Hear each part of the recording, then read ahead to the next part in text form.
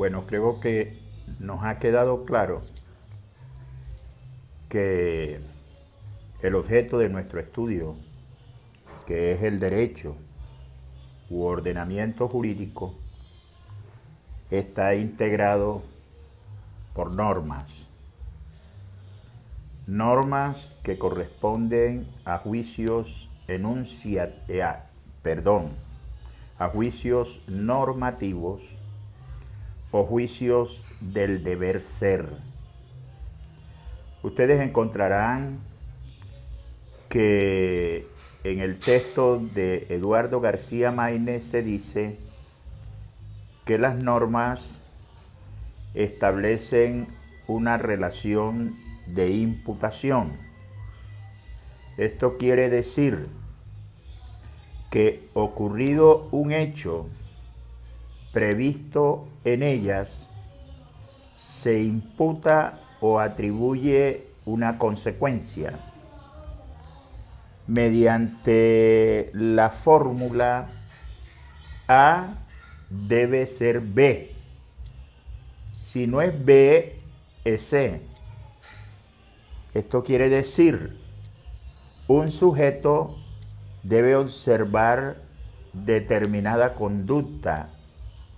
Si no lo hace, se atribuye determinada sanción o consecuencia. Les reitero, la fórmula de los juicios normativos se enuncia: A debe ser B. Si no es B, es C. En tanto que la fórmula de las leyes naturales o juicios enunciativos corresponden a la relación A es B. A es B. Siempre que ocurra el evento A, se genera la consecuencia B. ¿Cómo se da con los hechos naturales? García Maínez, al establecer un paralelo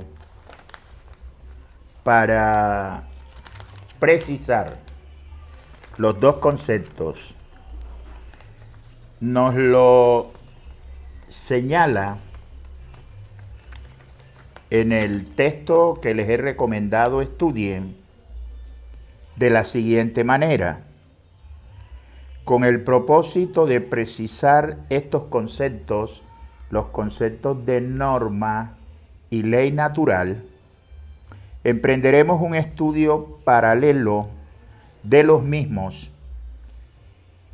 entre las leyes físicas, o sea, las leyes naturales, y las normas de conducta, o sea, las reglas de comportamiento. Existen las siguientes diferencias. A. La finalidad de la ley natural es la explicación de relaciones constantes entre fenómenos. El fin de las normas es provocar un comportamiento. Aclarando, García Maínez, que en tanto que las leyes naturales, o sea, las leyes de la física, de la genética, de la química, tienen un fin teórico, esto es, se limitan a describir cómo ocurren esos hechos en la naturaleza. Las normas tienen un fin práctico. ¿Por qué se dice que tienen un fin práctico? Porque las normas pretenden provocar conductas, pretenden crear en los miembros de la colectividad a la cual están dirigidas determinada forma de proceder. Una segunda comparación que hace García Maínez para distinguir normas de ley natural se explica o enuncia de la siguiente manera: las leyes naturales implican las relaciones necesarias entre los fenómenos. Las leyes naturales se limitan a explicar la existencia de relaciones necesarias entre fenómenos. El hombre no crea esas relaciones. El hombre observa cómo se da el comportamiento de los fenómenos naturales y enuncia, describe la relación que hay entre ellos. Por ejemplo, entre dos moléculas de hidrógeno y una molécula de oxígeno hay una consecuencia necesaria del compuesto llamado agua, según la fórmula química pues suficientemente conocida. En tanto que las leyes naturales implican la existencia de relaciones necesarias entre fenómenos, el supuesto filosófico de toda norma es la libertad de los sujetos a quienes obliga.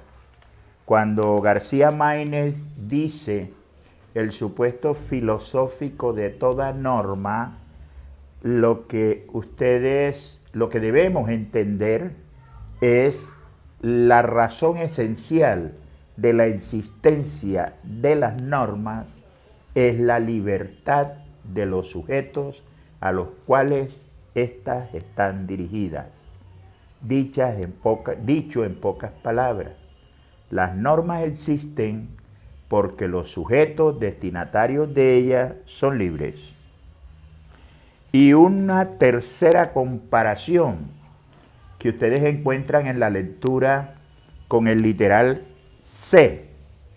Una ley natural es válida cuando es verdadera, o sea, cuando las relaciones a que su enunciado se refieren ocurren realmente en la misma forma que ésta indica. Una ley natural es válida cuando es verdadera. Esto es, cuando al hacer la comprobación empírica en cualquier tiempo, en cualquier lugar, se comprueba que esa relación se da indefectiblemente, inevitablemente, de la misma manera. Por el contrario, las normas valen independientemente de que los comportamientos que ellas ordenan y las consecuencias que se establecen para su cumplimiento o incumplimiento no ocurran. Las normas son válidas o inválidas, en tanto que de las leyes naturales se dice que son verdaderas o falsas. En rigor, una norma jurídica es válida mientras no se derogue, mientras no se abrogue o mientras no se subrogue. En el texto de Norberto Bobbio, Teoría General del Derecho, que ustedes tienen recomendado igualmente como fuente bibliográfica, los invito a que cacharreen en el internet, en las diversas plataformas de formación jurídica, y de pronto encuentran el texto de Norberto Bobbio, Teoría General del Derecho, o ya ustedes deben tenerlos algunos. A quien les sea posible escanear, por ejemplo, el primer capítulo del texto y montarlo en esta plataforma Google Drive, les agradecería que lo hicieran. En ese texto ustedes van a encontrar en el segundo capítulo Justicia, Validez y Eficacia. Y allí se les explica en qué consiste la naturaleza jurídica de una norma desde el punto de vista de la validez, que es distinta de la naturaleza jurídica de una norma desde el punto de vista de la justicia. Eso lo analizaremos más adelante. Se dice que una norma, para que sea jurídicamente válida, debe responder a estos tres criterios. 1. Debe provenir de una autoridad reconocida. O sea, la orden que la norma implica debe ser formulada por un sujeto, por una institución a la cual le reconozcamos autoridad para ordenar. Segundo, no debe estar en contradicción con la norma superior o norma fundante. Vamos a aprender, por ejemplo, que las normas constitucionales son normas de norma, o sea, son las madres de todas las normas, son normas de estructura, son las normas que dicen cómo deben ser las demás normas.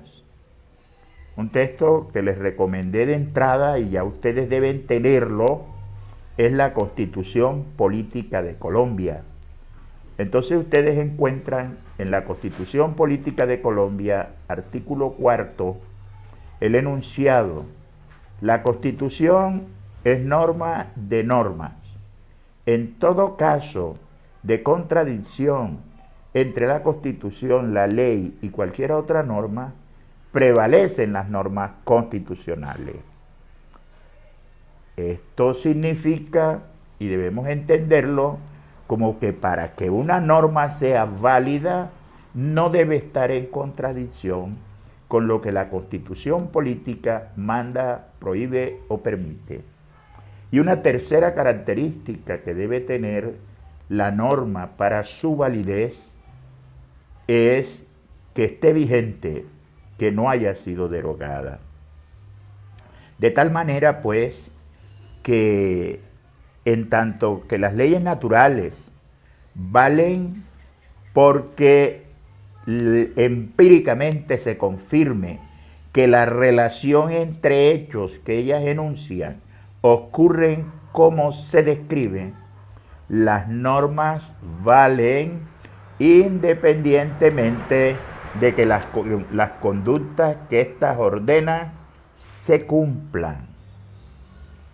Un ejemplo muy recurrido por mí es el de la norma que establece que todo colombiano varón mayor de 18 años debe pagar el servicio militar obligatorio.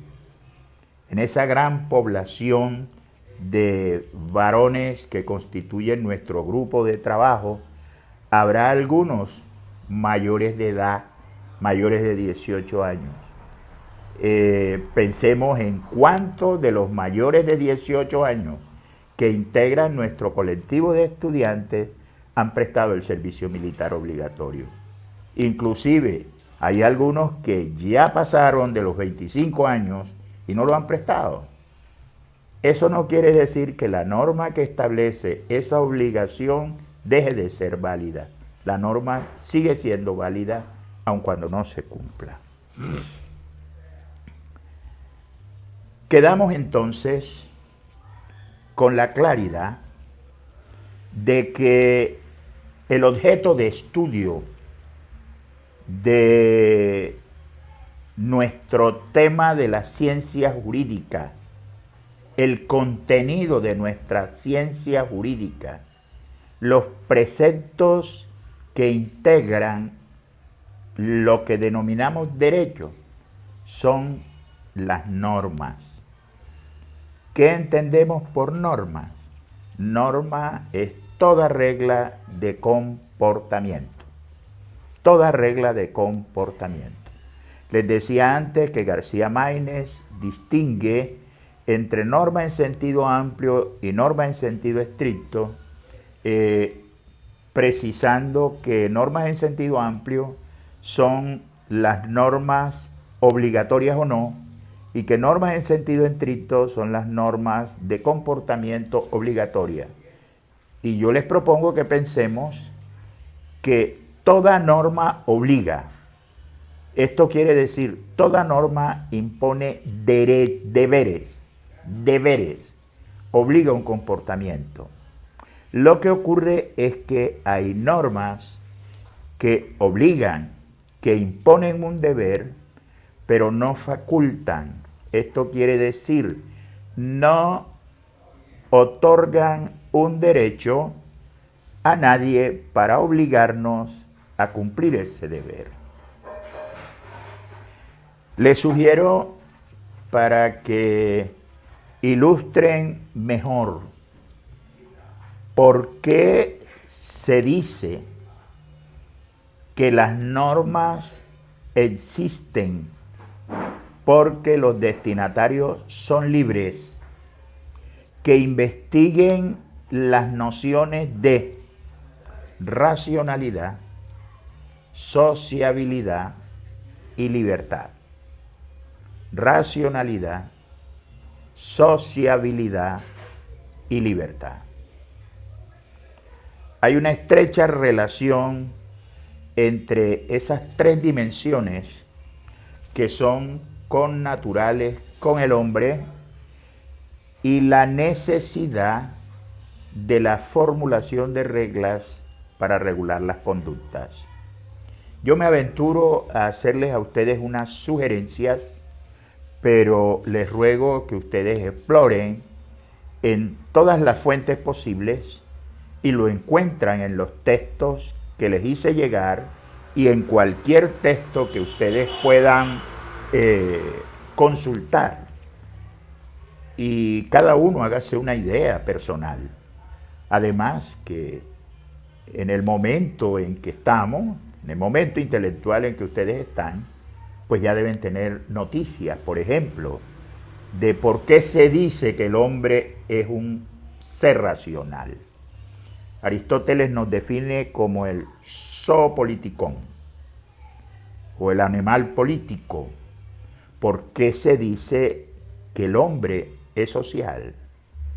Y Juan Jacobo Rousseau nos dice que por naturaleza somos seres libres, que el estado natural nuestro es la libertad.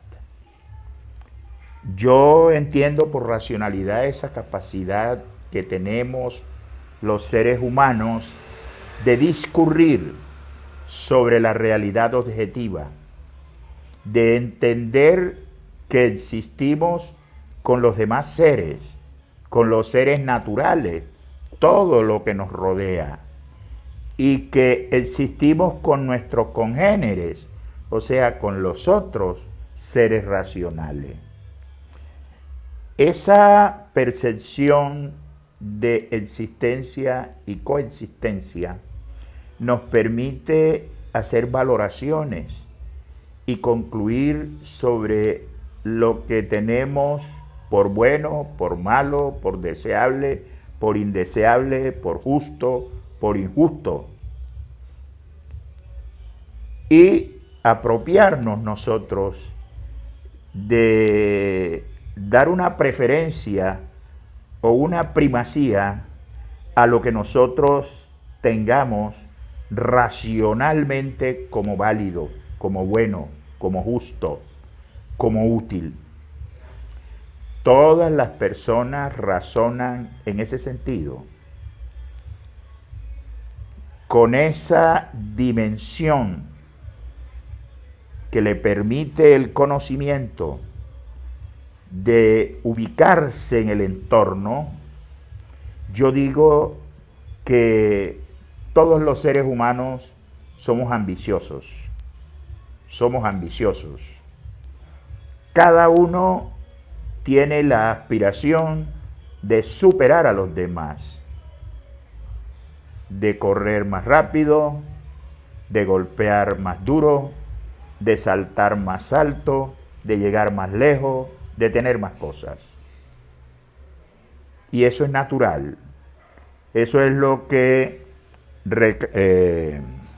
Giorgio del Vecchio denomina la voluntad de poder del hombre.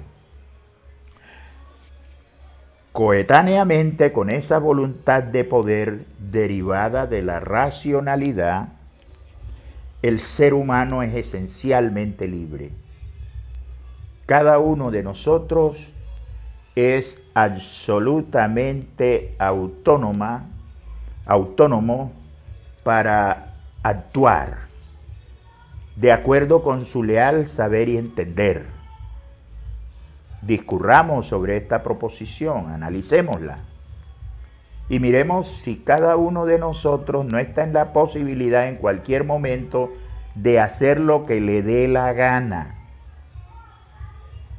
Yo le propongo a ustedes, muchachos, que discurran o piensen si cada uno de ustedes no está en la posibilidad de desconectarse de este chat, de esta plataforma y simple y llanamente no participar de este trabajo.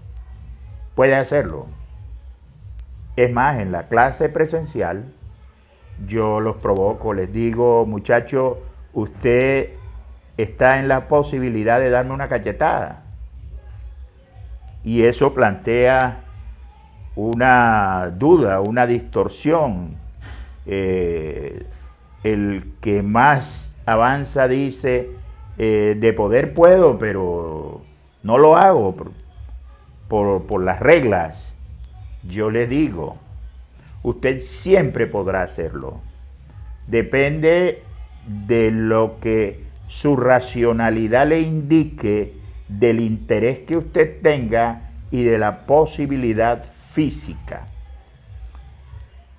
A esta capacidad de actuar sin más limitación que nuestro deseo, nuestra intención personal y nuestra posibilidad física, llamémosla libertad natural.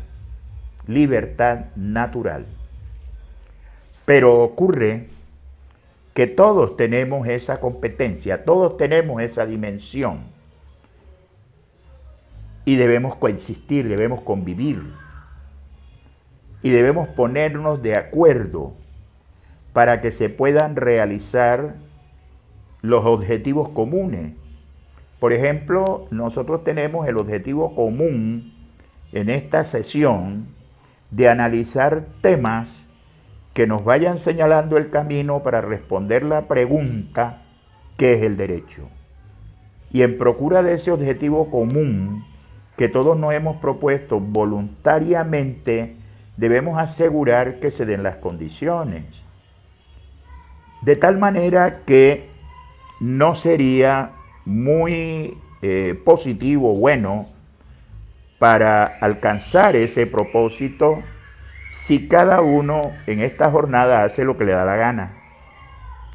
Algo que influye mucho en el desarrollo de este trabajo es la concurrencia puntual de todos, que cuando cada uno se conecte, silencie su micrófono, que guarde silencio, que espere que el profesor abra los espacios para intervenir con el objeto de no interferir esta conferencia de silvanada que el profesor trata de transmitirle.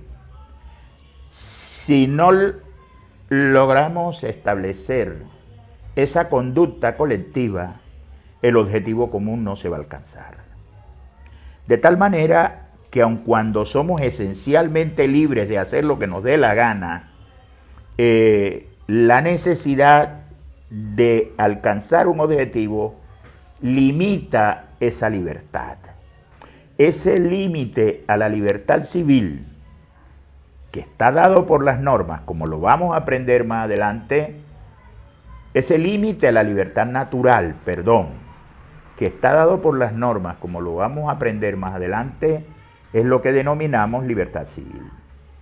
Resulta que seres que tienen la misma capacidad de razonamiento, que tienen la misma competencia de libertad natural, deben interactuar en procura de un objetivo común. Porque ya les dije, el hombre es un animal social. La única posibilidad de que nos realicemos culturalmente como seres humanos es siendo gregarios, siendo gregarios. Esto es organizándonos en grupos que tengan intereses comunes, objetivos comunes, conductas comunes, aspiraciones comunes. Y eso es lo que denominamos sociedad.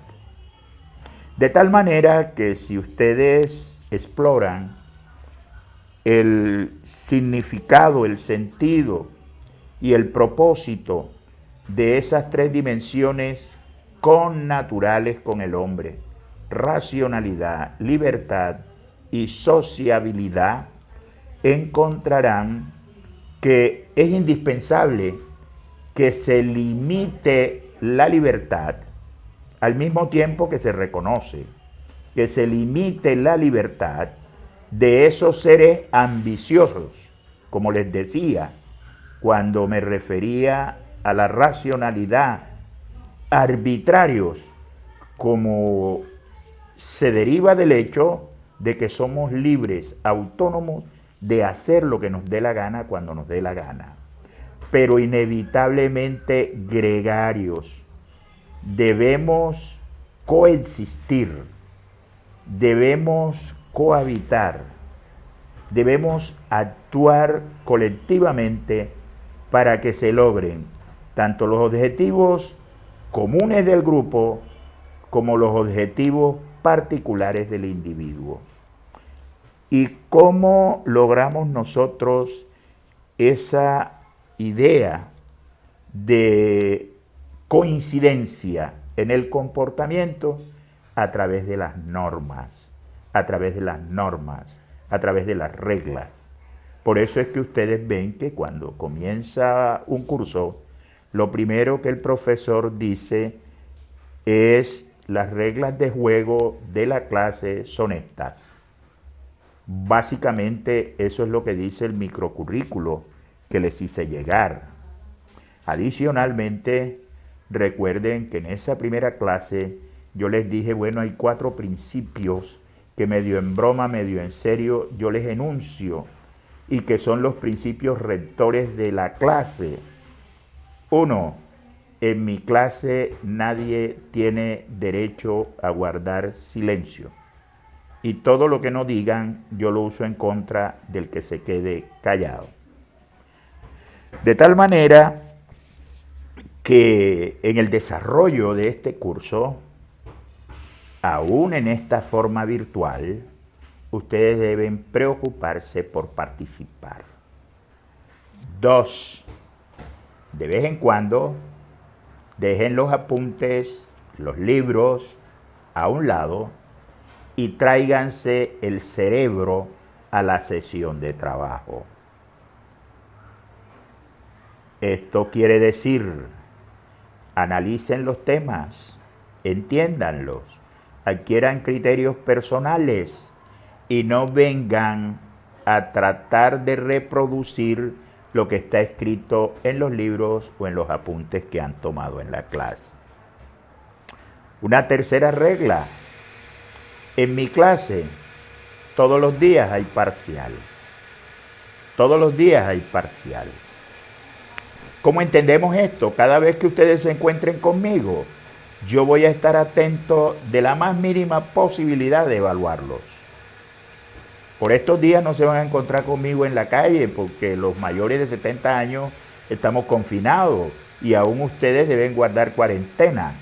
Pero algún día volvemos a encontrarnos en cualquier parte y no les quepa la menor duda que les voy a preguntar en qué consiste la validez de una norma.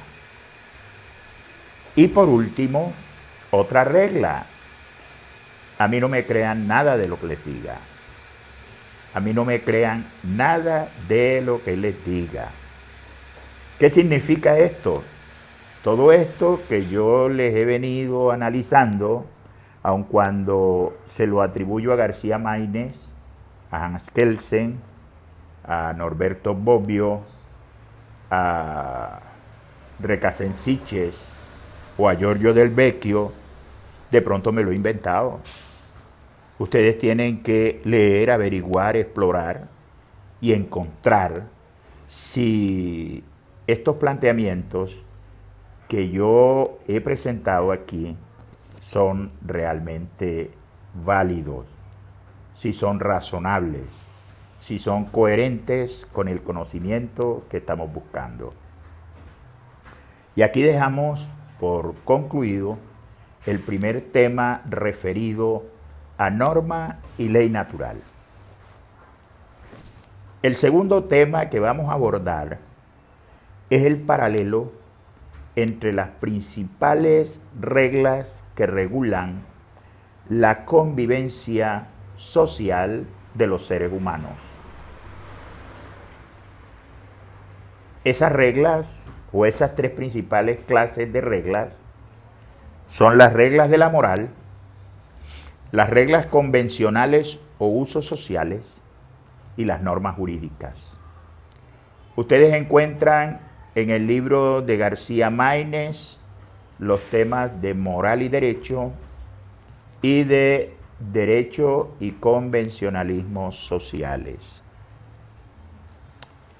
Les recomiendo que los lean, los analicen y en nuestro próximo encuentro trabajaremos con eso.